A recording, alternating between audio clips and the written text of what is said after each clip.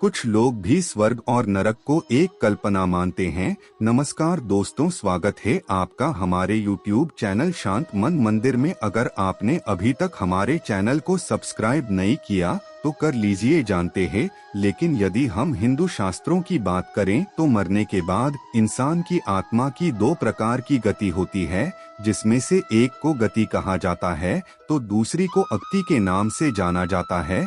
जबकि अक्ति को चार भागों के अंदर बांटा गया है, एक क्षीणोदर्क, दो भूमोदर्क, तीन अक्ति और चार दुर्गति। और इसके बाद गति को अलग भागों के अंदर बांटा गया है, जैसे बहरम लोक, देवलोक और पितर लोक और नरक लोक। हम नरक लोक की बात करने वाले हैं।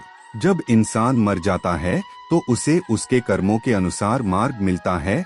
देवलोक का मार्ग धूम मार्ग होता है और जिस इंसान को देवलोक मिलता है वह इसी मार्ग पर जाता है, जबकि अर्ची मार्ग पर पितरों को जाना होता है। इसके अलावा एक मार्ग और होता है जिसको उत्पत्ति विनाश मार्ग के नाम से भी जाना जाता है। जिन आत्माओं की गति नरक लोक के अंदर होती है वे आत्माएं उत्पत्ति विनाश मार्ग पर ही जाती हैं। तो इसका मतलब इसमें सच्चाई है, क्योंकि यदि भगवान नहीं होता तो यह सब झूठ होता, तो उसका नाम कब का रेत पर लिखे अक्षरों की तरह मिट जाता। लेकिन आज भी वास्तव भगवान का नाम कायम है, क्योंकि वो सच में ही है। और जब वो है तो नरक जैसा भी कुछ हो सकता है। इस तरह के नरक के अंदर ऐसे लोगों की आत्माएं जाती हैं जिन्होंने किन्हीं दूसरे लोगों का धन लूटा होता है। यहाँ पर इनकी आत्माओं की अच्छी खासी पिटाई की जाती है और आत्मा को गहरी चोट भी पहुँचाई जाती है। बहुत से लोग जो दूसरों का धन लूट लेते हैं, भले ही उन लोगों ने बल का प्रयोग करके धन लूटा हो, यदि कोई चोरी करके धन ले जाता है तो उसे भी इस नरक के अंदर जाना पड़ता है।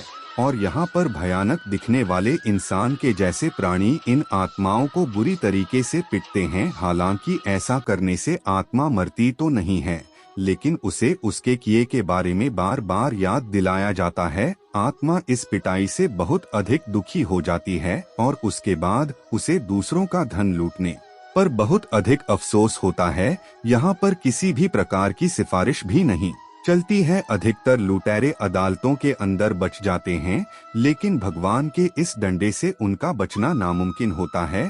जो लोग अपनी पति या पत्नी को बिना कारण त्याग देते हैं, उनको यहाँ पर भेजा जाता है और बांधकर भयानक सजा दी जाती है।